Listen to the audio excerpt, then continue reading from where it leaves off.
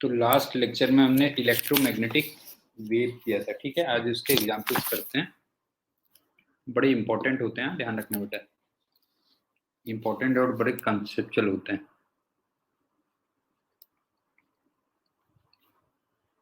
दो तीन एग्जाम्पल्स कर लिए थे आई थिंक हम लोगों ने। हाँ, आपको ना मैग्नेटिक फील्ड गिवन था जो है, कुछ ऐसे दिया था 1.6 इंटू 10⁻⁻⁶ कॉस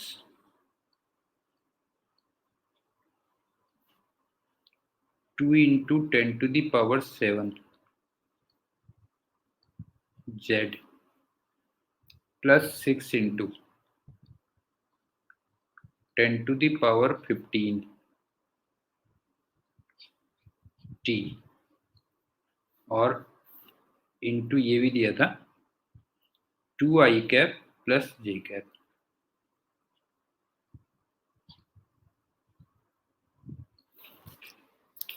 तो तुम्हें इलेक्ट्रिक फील्ड निकालना था, क्या हुआ?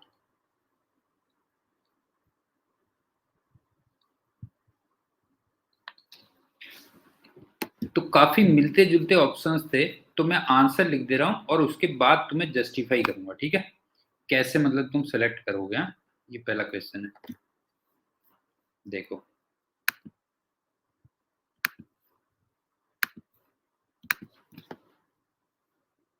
आंसर कुछ ऐसा था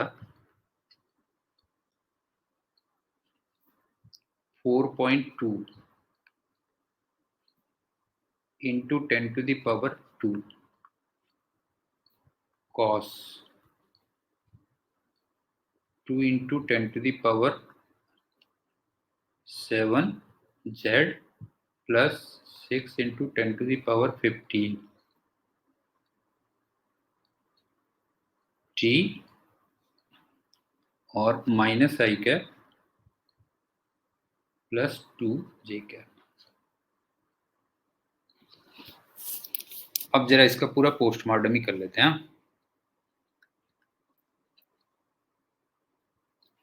सबसे पहली बात, तुम्हें याद है वेव की जो स्पीड होती थी, वेव स्पीड, वो कॉट अपॉन कॉक्स होती थी, याद है? हाँ बेटा, तो कॉट क्या है? ये है, देख, कॉक्स ये है। इसका मतलब 6 इंटू 10⁻15 अपॉन 2 इंटू 10⁻⁷। तो जरा देखना, ये 3 इंटू 10⁸ या फिर सी के इक्वल आ गई, बता। ये तो ये होगी। दूसरी बात,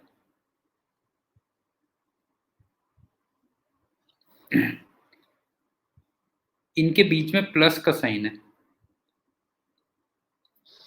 इसका मतलब जो वेव ट्रेवल कर रही है माइनस जेड डायरेक्शन में ट्रेवल कर रही है ना। हाँ, जो सी की डायरेक्शन है वो माइनस जेड डायरेक्शन में है, माइनस के कैप कह लो। ये भी क्लियर हो गया, ठीक। तीसरी बात, अब तो ये बता, मैंने तेरे से कहा था ना कि ई और बी सेम फेज में होते हैं।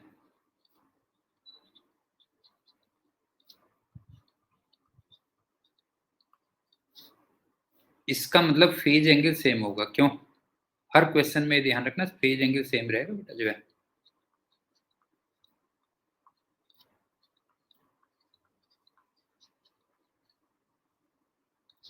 तो जरा देखना, जो फेज एंगल यहां पे था वही फेज एंगल यहां भी है कि नहीं है, बता बता। जो फेज एंगल यहाँ पे था वही फेज एंगल क्या है यहाँ पे, तो मेरे ख्याल से ये भी समझ में आ गया होगा, ठीक। अब चलते हैं तीसरी चौथी बात। अब ये वाली जो वैल्यू दे रखी है, ये बी नॉट है ना, B not equal to 1.6 into 10⁻⁻6 इतना टेस्ला है। और तो तुम्हें याद होगा मैंने बताया था ई नॉट अपॉन बी नॉट वो सी के इक्वल होता था।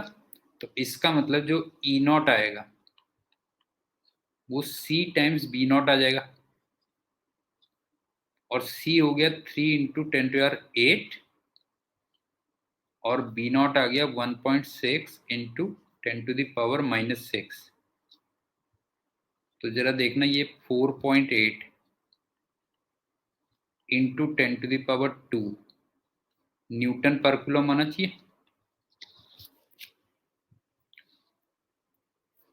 बता क्लियर है कि नहीं बता जो है।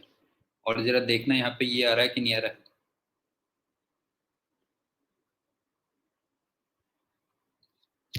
मेरे ख्याल से यहां तक भी क्लियर हो गया होगा। ठीक है, अब चलते हैं लास्ट पॉइंट सुन। असली तो वो था ना जो वेक्टर्स लास्ट में लिखे हुए बेटा जो है। एक्चुअल में जो ये बी वेक्टर है ना ये इस वेक्टर की डायरेक्शन में है। इसको मैं ए वेक्टर कह दे रहा हूं। और ये जो ई वेक्टर है ये इस वेक्टर की डायरेक्शन में है। इसको मैं बी वेक्टर कह दे रहा हूं। अब जरा मेरे को ये बता कि ई और बी परपेंडिकुलर होते हैं क्यों? ये बता। फिफ्थ पॉइंट क्या है बता जो है। E vector perpendicular to B vector होता है क्यों? इसका मतलब तुम्हें ये नहीं लग रहा कि ई डॉट बी को 0 होना चाहिए? बता बेटा समझ में आ रहा है कि नहीं आ रहा बता जो है। ई डॉट बी को 0 होना चाहिए कि नहीं होना चाहिए बता जो है।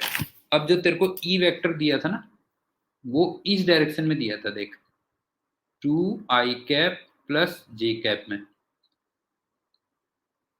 सॉरी ई वेक्टर हमने निकाला था ना ये था -i cap plus 2j cap. Options में जो था हाँ ध्यान रखना।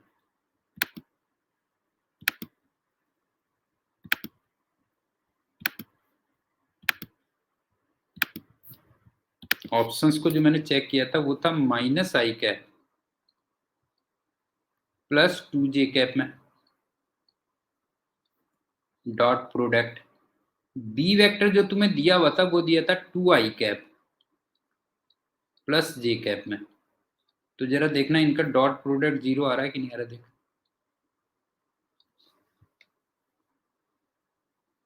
देख जरा इनका डॉट प्रोडक्ट 0 आ रहा है कि नहीं आ रहा बता जो है। ये हो गया। और एक पॉइंट और कि जो सी वेक्टर होता है वो E vector cross B vector इसकी डायरेक्शन में होता है। सी वेक्टर इसकी डायरेक्शन में आना चाहिए ना। ये भी तेरे को चेक करना है कि सी वेक्टर इसकी डायरेक्शन में आना चाहिए क्यों? और ई वेक्टर हमारा किस डायरेक्शन में होता है जो है। ई वेक्टर है -i cap plus 2j cap की डायरेक्शन में क्रॉस प्रोडक्ट। बी वेक्टर किसकी डायरेक्शन में है 2i कैप प्लस जे कैप की डायरेक्शन में। तो जरा इनका देख क्रॉस प्रोडक्ट -k में आ रहा होगा देख -5k आ रहा होगा वैसे बाय द वे। जरा चेक कर। ऐसे चेक करेगा। पॉइंट क्लियर हो रहा है? बता कैसे चेक करेगा। ऑप्शंस में कैसे चेक करेगा बेटा जो है। एक तो फेज एंगल सेम रहेगा एक तो ये ध्यान रखना। दूसरा कैसे चेक करेगा? दूसरा चेक ऐसे करेगा कि ई नॉट अपॉन बी नॉट वो सी के इक्वल होगा। तो वहां से ई नॉट निकल गया।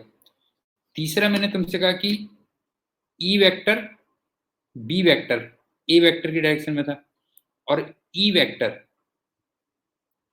वो बी वेक्टर की डायरेक्शन में था। तो दोनों वेक्टर्स क्या होने चाहिए परपेंडिकुलर होने चाहिए। तो इनका मतलब डॉट प्रोडक्ट क्या आना चाहिए 0 आना चाहिए। ये हो गया। और एक लास्ट मैंने तुमसे कहा कि सी वेक्टर किस डायरेक्शन में आना चाहिए ई क्रॉस बी की डायरेक्शन में आना चाहिए। तो इतने चीजें चेक करने के बाद तब तुम सही ऑप्शन पे सिलेक्ट करोगे। क्लियर हो गया कि नहीं हो गया बेटा बता जो है। इतनी सारी चीजें चेक करोगे तब फिर उसमें से जो है मूव आएगा। अब तुम्हें देखो एक और इंटरेस्टिंग बात बताता हूँ, तब आएगा मजा। देखा,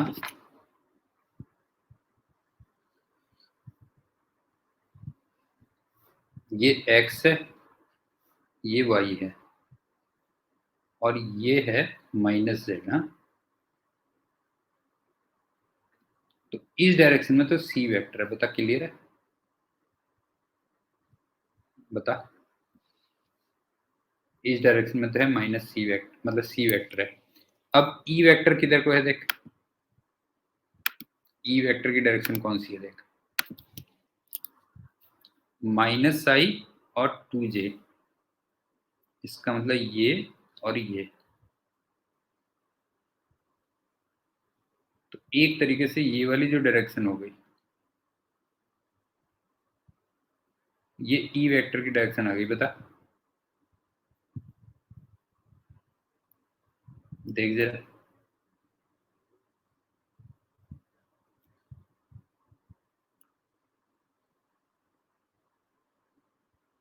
समझ में आ गया बेटा? ये आ गया। और बी वेक्टर किधर को है, 2i कैप प्लस जे कैप।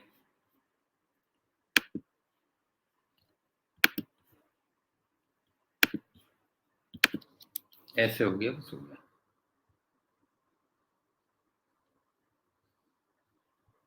ये हो गया बी वेक्टर। आ गया समझ में? बता जो है, समझ में आ गया बेटा? ये बता जो है, ये बी वेक्टर हो गया, ये 90 डिग्री पे हो गया, बस हो गया। देख, ये 90 डिग्री पे हो गया। और जरा देखना ई क्रॉस बी, फिगर में भी देख, ई क्रॉस बी वो माइनस के कैप में आ रहा है कि नहीं आ रहा है? बता, देख जरा, ई क्रॉस बी किधर को आ रहा है, माइनस के कैप में आ रहा है। तो मेरे ख्याल से समझ में आ गया होगा फाइनली तुम्हें क्या क्या चीज करनी है, कि एक तो फेज एंगल सेम रखना है, दूसरा ई नॉट अपॉन बी नॉट वो सी के इक्वल होना चाहिए, तीसरा मैंने तुमसे कहा ई डॉट बी वो 0 आना चाहिए, और फोर्थ तुम्हें देखना है कि ई क्रॉस बी वो सी की डायरेक्शन में आना चाहिए। इतनी चीजें देख लेना, बस हो गई। अब चलते हैं अगले क्वेश्चन में, उसके बाद तो कर लोगे तुम आराम से।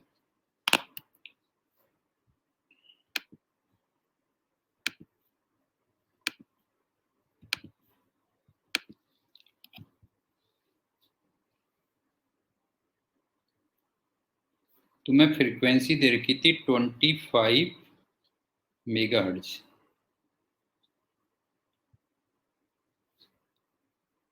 और सी वेक्टर जो चल रहा था वो पॉजिटिव एक्स में था, और तुमसे कहता है at A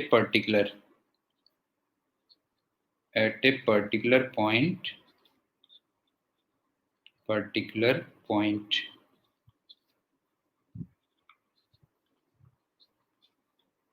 and particular time.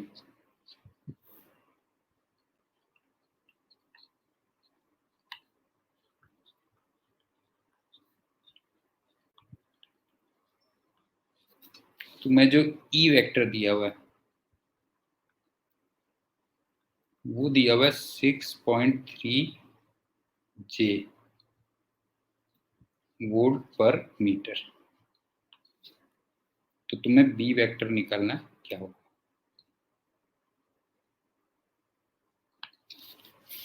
अब सुनो,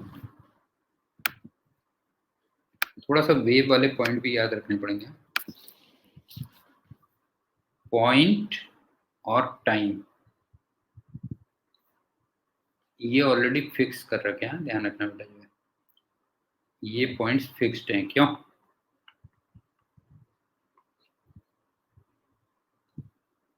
इसका मतलब वैल्यू सब्स्टिट्यूट करती हुई ऑलरेडी।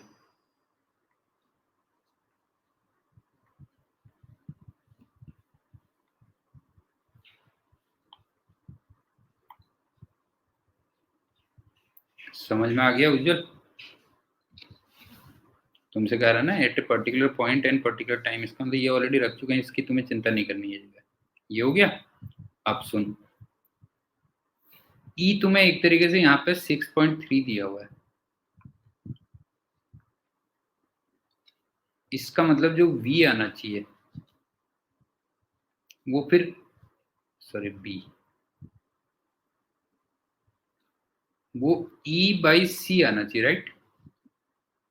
बता, b की वैल्यू आनी चाहिए कि नहीं आनी चाहिए? बता, b की वैल्यू क्या आनी चाहिए? E/C आनी चाहिए ना, सॉरी 6 लिख दिया मैंने, E/C, एक तो ये आ जानी चाहिए, क्यों? एक ये हो गया। दूसरा मैंने तेरे से कहा था कि जो C वेक्टर होता है वो किस डायरेक्शन में होता है? E×B में, क्यों? और C वेक्टर मुझे चाहिए i कैप में, और E वेक्टर J कैप में दिया हुआ है, तो इसका मतलब B वेक्टर किधर को आना चाहिए? बता जो वहां पे K कैप में आना चाहिए। कोई डाउट? बस ये हो गया।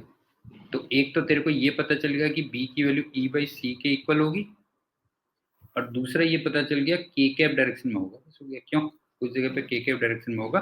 तो इसका जो आंसर था वो ये था, मेरे ख्याल से लॉजिकल लग रहा होगा तेरे को। आंसर आ जाएगा 2.1 इंटू 10⁻⁻8 टेस्ला केक है।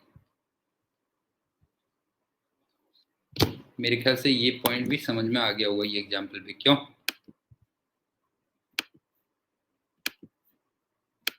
क्लियर है? अब चलते हैं तीसरा।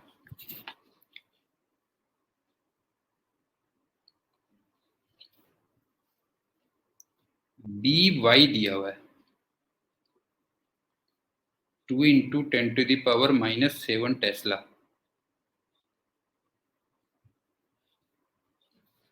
साइन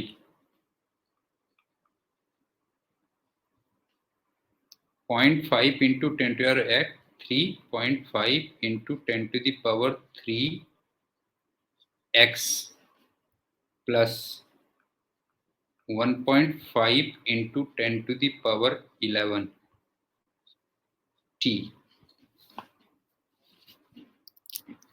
तो तुम्हें लैम्डा निकालना है, फ्रीक्वेंसी निकालना है, और ई निकालना है।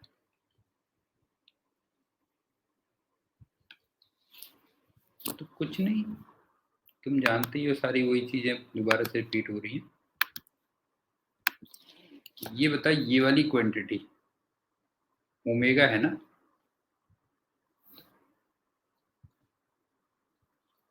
वन 1.5 इंटू 10⁻11, क्यों? तो यहां से फ्रीक्वेंसी निकालेंगे।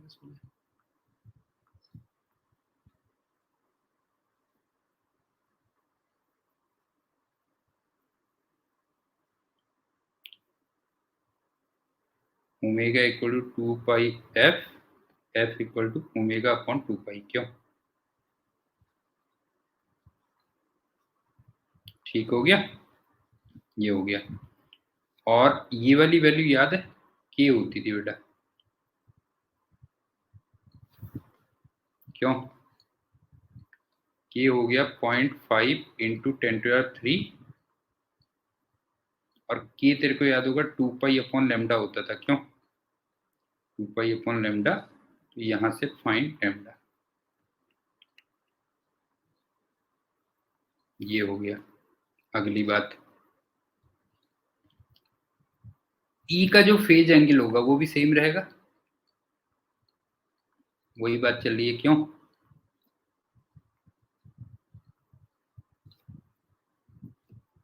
सेम रहेगा। तीसरी बात, वैसे उसकी रिक्वायरमेंट नहीं है, लेकिन ये बता कि जो सी है ये ω/k भी होता और E0/V0 भी होता, क्यों?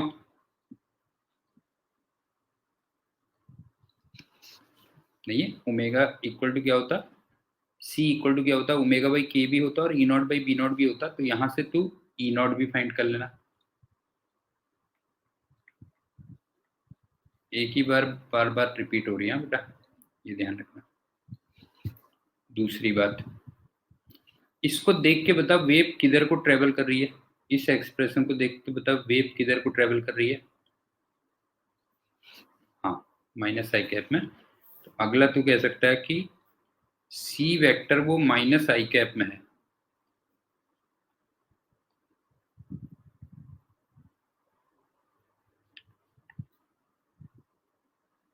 और सी वेक्टर वैसे किसकी डायरेक्शन में होना चाहिए था, ई क्रॉस बी की।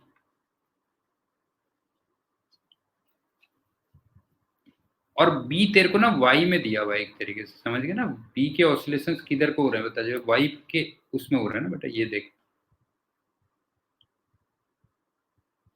इससे पता चलेगा ना बी के ऑसिलेशंस किस डायरेक्शन में हो रहे हैं, जो है समझ में आ गया ना, बी के ऑसिलेशंस इस डायरेक्शन में हो रहे हैं। तो इसका मतलब ई के ऑसिलेशंस किधर को होने चाहिए, जेड में होने चाहिए, बस हो गया। क्यों, समझ गए ना, ये ध्यान रखना कि इसके जेड में होने चाहिए। तो तेरा जो फाइनल आंसर आएगा ना वो कुछ इस टाइप से आएगा, उससे चेक कर लेना। तेरे को ऐसे लिखा होगा जो आंसर होगा, वो ऐसे लिखा होगा, E Z equal to 60 volt per metre, वो तो है ही है। और बाकी साइन के साथ में वही एंगल होगा। क्यों,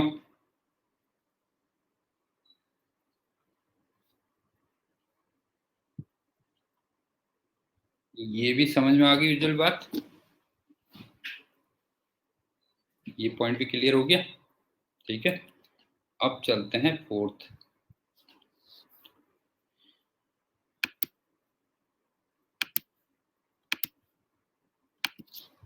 एक्चुअल में ये टॉपिक्स ऐसे होते हैं ना कि अगर तुमने नहीं पढ़े हैं तो वहां पे तुम ब्लैंक हो जाओगे, और पहले से पढ़े हुए हैं तो बहुत अच्छी बात है। सी दे रखा है पॉजिटिव एक्स में, लैम्डा दे रखा है 5 मिलीमीटर, ये हो गया। इलेक्ट्रिक फील्ड वाई डायरेक्शन में दिया हुआ है, एंड ई नॉट की जो वैल्यू दे रखी है वो 30 दे रखी है। तो तुम्हें ई और बी के एक्सप्रेशंस लिखने हैं, right, expressions of E and B.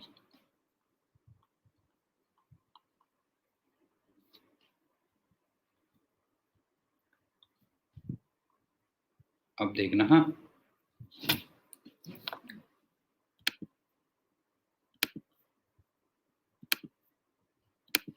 देख, लैम्डा से तू के निकाल लेना, फाइंड के, और वो 2 पाई अपॉन लैम्डा होगा। ये तो क्लियर है। दूसरी बात, C equal to omega by K होता है, तो यहां से ओमेगा फाइंड कर लेना।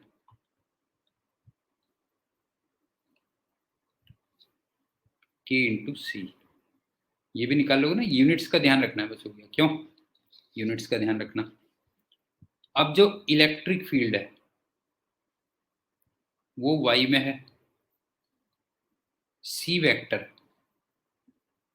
ये एक्स में है, तो इसका मतलब जो बी होगा ये जेड में होगा।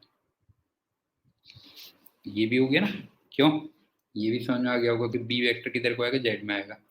और एक चीज और, कि तुम्हें बी नॉट जब निकालना है तो वो फिर ई नॉट बाई सी कर देना। बता, कोई डाउट कहीं पे, कर लेगा ना, ओमेगा निकाल लिया, के निकाल लिया, सब कुछ निकाल लिया।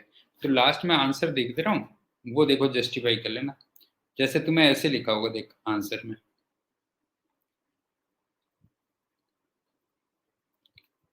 ई जो लिखा होगा वो ऐसे लिखा होगा कुछ, 30 साइन ओमेगा टी माइनस के एक्स, बता कोई डाउट? ई वाई लिखा होगा रादर, ये ज्यादा बेटर है, बता। ये बता, ई वाई ऐसे आएगा ना, 30 साइन ओमेगा टी माइनस के एक्स, और ऐसे लिखा होगा बी जेड, वो 30/c होगा फिर, क्यों? 30/c sine omega T minus के एक्स, ये होगा। बता क्लियर है या नहीं है बेटा, बता जो है, क्लियर है ना, कैसे कैसे करना है जो है, ये क्या। और एक छोटी सी बात है ना, ये पॉजिटिव एक्स में ट्रेवल कर रही थी, क्यों? ये पॉजिटिव एक्स में ट्रेवल कर रही थी, इसलिए मैंने ओमेगा टी माइनस के एक्स यूज किया है, देख। नहीं, यहाँ पे ओमेगा टी माइनस के एक्स यूज किया है बिकॉज वो पॉजिटिव एक्स में ट्रेवल कर रही थी। ये आ गया, एक और देख ले।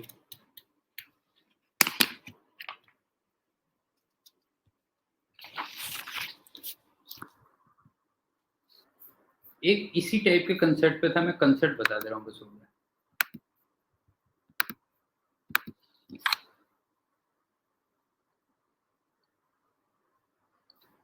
कंसेप्ट बता दे रहा हूँ।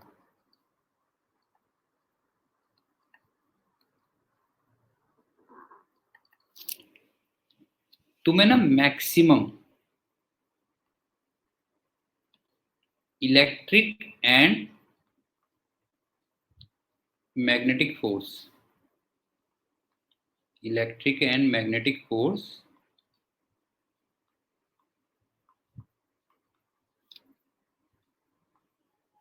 ऑन ए चार्ज पार्टिकल निकालना था।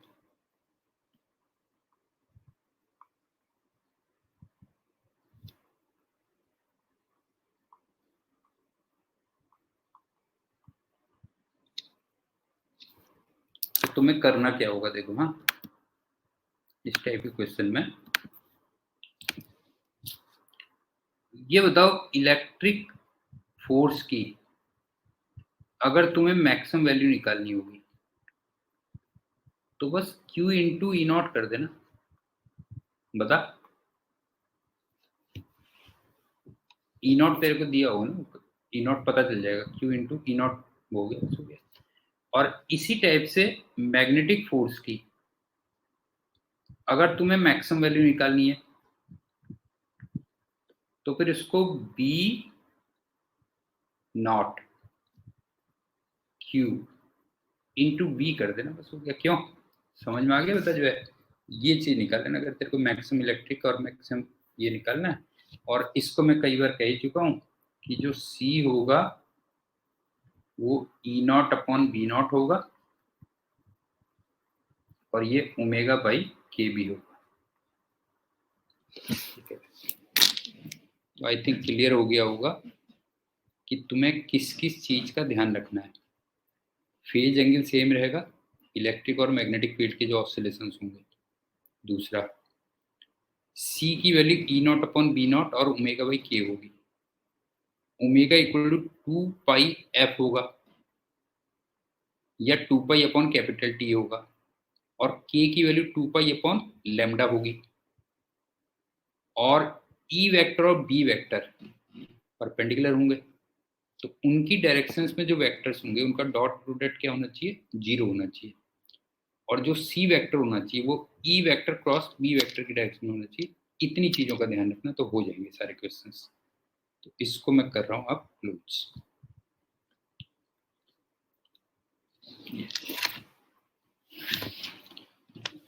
कर लेगा ना जोशी, अब तो नहीं फंसेगा, बता। ईएम वेव्स के क्वेश्चन में आप फंसोगे तो नहीं, इलेक्ट्रोमैग्नेटिक वेव्स के क्वेश्चंस में फंसोगे तो नहीं, नहीं फंसोगे ना। अब एक करते हैं स्ट्रेस स्ट्रेन डायग्राम। वहां पे पता नहीं डिटेल में पढ़ाया था कि नहीं पढ़ाया था मैंने, एक बार मैं दोबारा से कर दे रहा हूँ, चलो कोई बात नहीं। स्ट्रेस स्ट्रेन डायग्राम,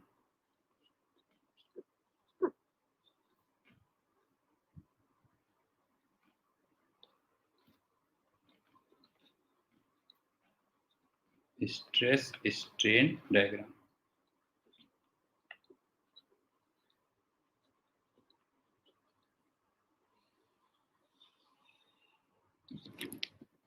इसमें ना ऐसे होगा, देखो इधर को तो ले लेंगे स्ट्रेस,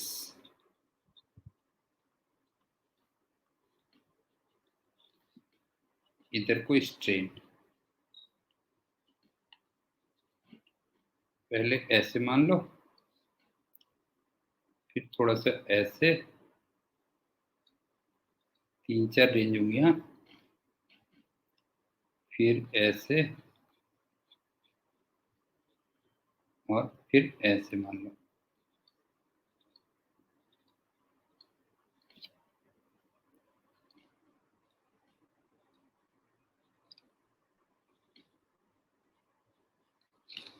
हो गया।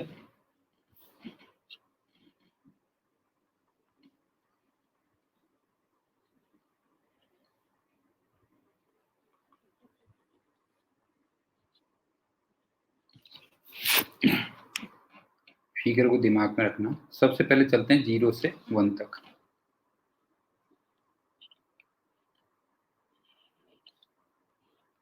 पहली बात स्ट्रेट लाइन है,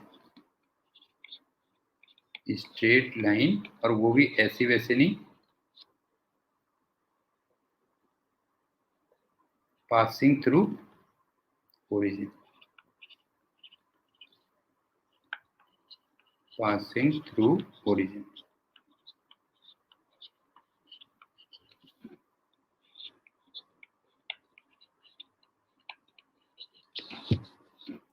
दूसरा पॉइंट, इसको हम लोग क्या बोलते हैं, प्रोपोर्शनलिटी लिमिट, ठीक है।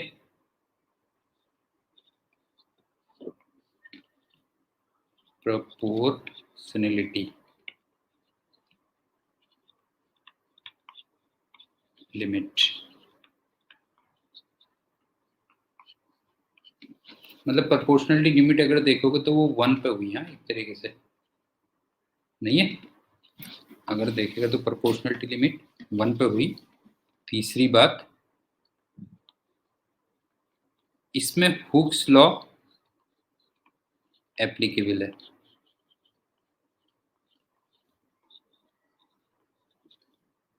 हुक्स लॉ का मतलब स्ट्रेस प्रोपोर्शनल टू स्ट्रेन। समझ में आया कि अगर मैं स्ट्रेस को डबल करूंगा तो स्ट्रेन भी डबल हो जाएगा, ये कह ले। या कह सकता है कि स्ट्रेस अपॉन स्ट्रेन,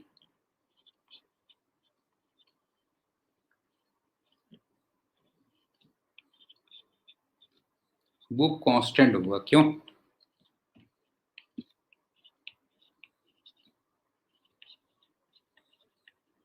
नहीं है। और उसको हम लोग क्या बोल देते हैं, यंग्स मॉडुलस ऑफ इलास्टिसिटी बोल देते हैं। तो 0 से लेके 1 तक की लिमिट बिल्कुल क्लियर है? क्यों बेटा? ये होता 0 से लेके 1 तक बिल्कुल क्लियर है ना। Straight line passing through origin, stress proportional to strain, Hooke's law applicable है, सब कुछ। और स्ट्रेस अपॉन स्ट्रेन की वैल्यू कांस्टेंट है, और उस कांस्टेंट को ही हम लोग क्या बोलते हैं, यंग्स मॉडुलस कह देते हैं। अब चलते हैं 1 2।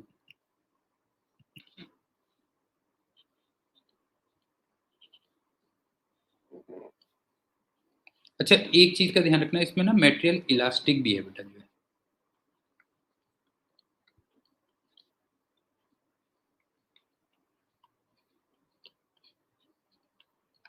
और मटेरियल के इलास्टिक होने का मतलब ये है कि अगर तुम फोर्स को हटाओगे, ठीक है ना, अगर तुम फोर्स को हटाओगे तो फिर वो ओरिजिनल शेप एंड साइज में आ जाएगा। मतलब इसमें इलास्टिक का मतलब ये है कि डिफॉर्मेशन परमानेंट नहीं है, ध्यान रखना बेटा। इसका मतलब ये है कि जो भी डिफॉर्मेशन हो रहा है, डिफॉर्मेशन कह लो या चेंज कह लो या स्ट्रेन कह लो, कुछ भी कह लो, नॉट परमानेंट।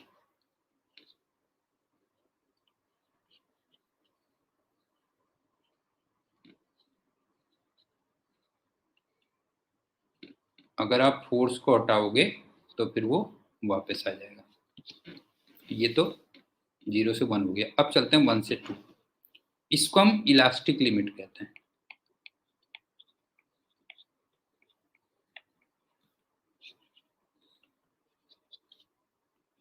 एक्चुअल में देखोगे तो इलास्टिक लिमिट फिर वो 2 पे आई ना, देखा जाए तो ये हो गया ना एक तरीके से, क्यों इलास्टिक लिमिट 2 पे आ गई। तो इसमें क्या है कि मटेरियल इलास्टिक तो है, मटेरियल इज इलास्टिक। अगर आप फोर्स को हटा रहे हो तो फिर वो वापस अपनी ओरिजिनल शेप एंड साइज में आ जा रहा है, but stress is not proportional to, समझ गए ना, stress is not proportional to strain.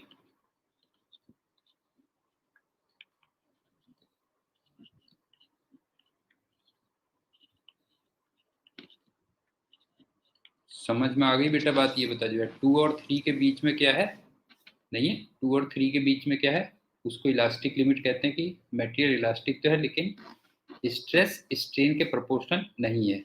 या ये कह सकता है और stress strain graph, stress strain graph ये स्ट्रेट लाइन है, नॉट स्ट्रेट लाइन। तो मेरे ख्याल से ये भी समझ में आ गया होगा। 0 से 1, 1 से 2, क्यों 0 से 1, 1 से 2। अब चलते हैं 2 और 3 रीजन में।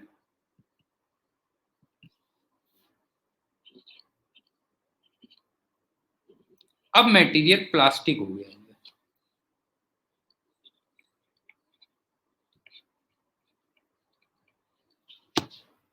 इसका मतलब अब जो स्ट्रेन है या डिफॉर्मेशन है वो परमानेंट हो गया, क्यों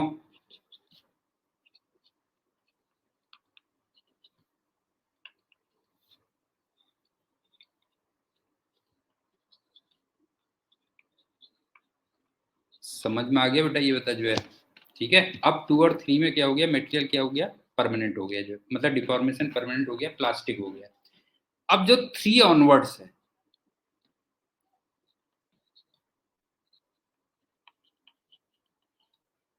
ये तो फिर सिचुएशन आउट ऑफ कंट्रोल हो गई है बेटा जो है। अब तो तुम देखो कि स्ट्रेन बढ़ता जा रहा है इवन इफ तुम स्ट्रेस को कम कर रहे हो, जो है strain keeps on increasing, keeps on increasing. एक सेकेंड बेटा, कॉल आ रही है।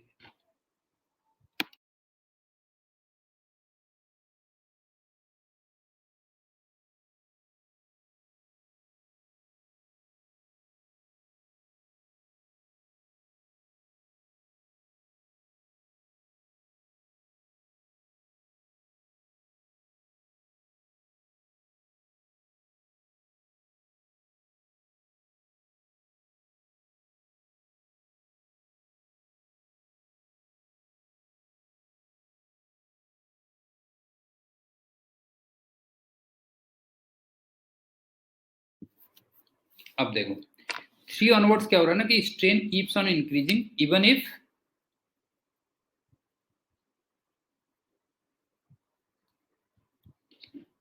Stress is decreased.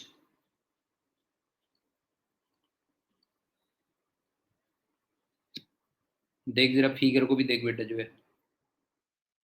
इस वाले में देख स्ट्रेन तो बढ़ता जा रहा है, क्यों देख स्ट्रेन बढ़ता जा रहा है जबकि मैं स्ट्रेस को क्या कर रहा हूँ बता जो है, स्ट्रेस को कम कर रहा हूँ ना, जबकि नहीं बता जो है स्ट्रेस को कम भी कर रहा हूँ तभी स्ट्रेन बढ़ रहा है। और लास्ट में जो फोर्थ होता है, फोर्थ, वो फ्रैक्चर पॉइंट हो जाता है, बस हो गया। यहाँ पे तो अब मटेरियल टूट ही जाएगा जो है, फ्रैक्चर पॉइंट।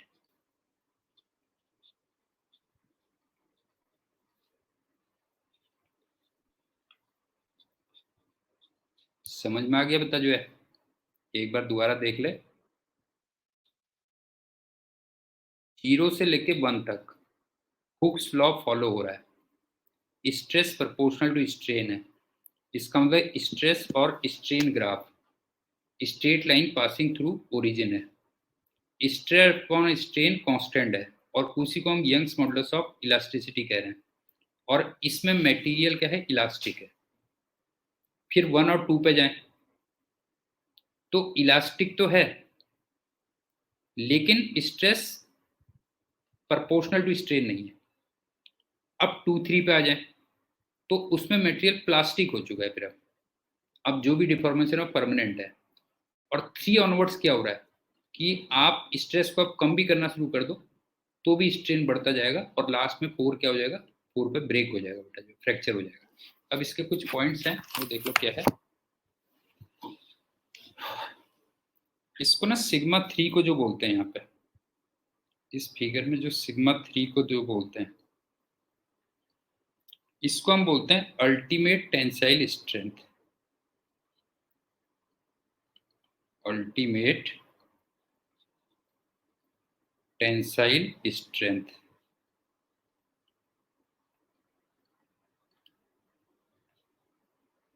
वर्ड लॉजिकल भी लग रहा है ना, क्यों नहीं है? वर्ड लॉजिकल भी तो लग रहा है। अल्टीमेट टेंसाइल स्ट्रेंथ मतलब इसके बाद अब क्या होगा, अब तो लिमिट से बाहर हो गई बेटा बात जो है, क्यों ये हो गया। और जो सिग्मा 2 है इसको हम यील्ड स्ट्रेंथ कहते हैं, यील्ड स्ट्रेंथ। एक तो ये हो गया, ठीक है, ये ध्यान रखना है। और दूसरी बात क्या है देखो, कि अगर 3-4 का गैप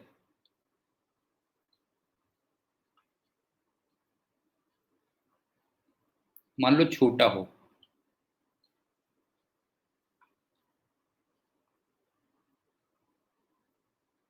तो फिर जो मटेरियल होगा ना वो ब्रिटल होगा जो है।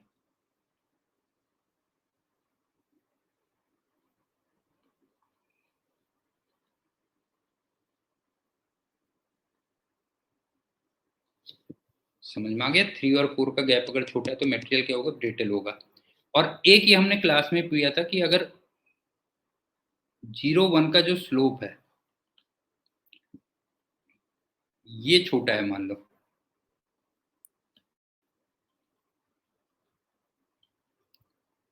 तो फिर यंग्स मॉडुलस छोटा होगा, क्यों?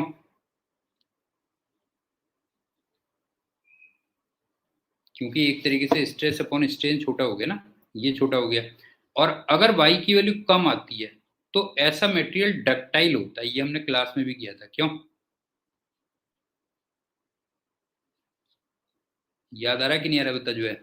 ऐसा मटेरियल क्या होता है, डक्टाइल होता है। बस ये ध्यान रखना कि 3 और 4 का गैप अगर स्मॉल है तो मटेरियल ब्रिटल होगा, और अगर 0 और 1 का स्लोप कम है तो यंग्स मॉडुलस कम होगा।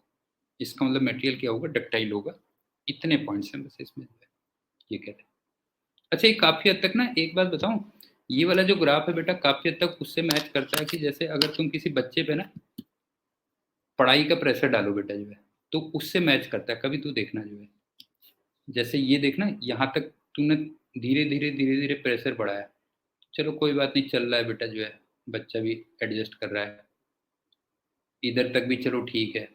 लेकिन अब इसके बाद क्या होता है ना, अब उसमें कुछ बच्चे में बेटा वो आने लगती है, डिफॉर्मिटी परमानेंट होने लगती है। क्यों? परेशान तो वो यहाँ भी होगा, 0 से 1 और 1 से 2 में भी परेशान होगा। लेकिन चलो तुमने पढ़ाई का लोड हटाया तो नॉर्मल आ जाता है, क्यों? समझ में आ रहा है? जैसे 0 से 1, 1 से 2 में तुमने पढ़ाई का लोड डाला तो उसको स्ट्रेस हो गया, लोड हटाया तो स्ट्रेस वापस हो गया। लेकिन एक बात बता, एक लिमिट के बाद ऐसा नहीं हो जाता बेटा, ये बता जो है, एक लिमिट के बाद अब उसमें जो वो होता है स्ट्रेस होता है वो परमानेंट हो जाता है जो है। अगर तुम और लोड डालते जाओ और लोड डालते जाओ तो उस पर जो स्ट्रेस होता है परमानेंट नहीं हो जाता, बता जो है, परमानेंट हो गया ना, उसका जो भी डिफॉर्मिटी आनी है वो परमानेंट हो गई बेटा जो है। ठीक। और फिर एक लिमिट के बाद क्या होता है बता जो है, एक लिमिट के बाद होता है कि अब तुमने देखा यार बच्चे की तबीयत खराब हो रही है, अब इस पर लोड हटाना शुरू कर दो, चलो कम लोड करना शुरू कर दो। लेकिन तब भी क्या होता है उसका फिर बेटा जो है, क्या होता जाता है, स्ट्रेन बढ़ता ही जाता है जो है, डिफॉर्मिटी बढ़ने लगती है। क्यों नहीं है? बिल्कुल ये उससे मैच करता है बेटा जो है। और लास्ट में 4 पे क्या होता है, फिर वो बेचारा ब्रेक ही कर जाता है, बच्चा ब्रेक ही कर जाता है। तो आई थिंक समझ में आ गया होगा। ओ से लेके 0 से लेके 2 तक क्या हो रहा है बच्चे पे, आप लोड बढ़ा रहे हो तो उस पे बेचारे पे डिफॉर्मिटी बढ़ रही है, मतलब परेशान हो रहा है, वो सब हो रहा है। लेकिन चलो लोड हटा रहे हो तो कोई बात नहीं, वो नॉर्मल आ जा रहा है, कुछ भी हो जाए नॉर्मल आ जा रहा है। 2 ऑनवर्ड्स क्या हो रहा है कि अब तुम लोड बढ़ा रहे तो परमानेंट ही हो गया, फिर उस पे कोई डिफॉर्मिटी है तो परमानेंट हो गया बेटा जो है। और फिर 3 ऑनवर्ड्स क्या हो रहा है कि अब तुम लोड कम भी कर रहे हो तो भी कुछ नहीं हो रहा, अब उसका टेंशन बढ़ता ही जा रहा है जो है। नहीं है, बताओ जो है उसमें डिफॉर्मिटी बढ़ती जा रही है, और लास्ट में 4 में आके क्या हो जाता है, ब्रेक ही हो जाता है बेचारा जो है, ब्रेक डाउन हो जाता है। तो ये उससे मैच करता है ग्राफ। बाकी चलो फिर करते हैं next. Okay, thank you and good day. Bye.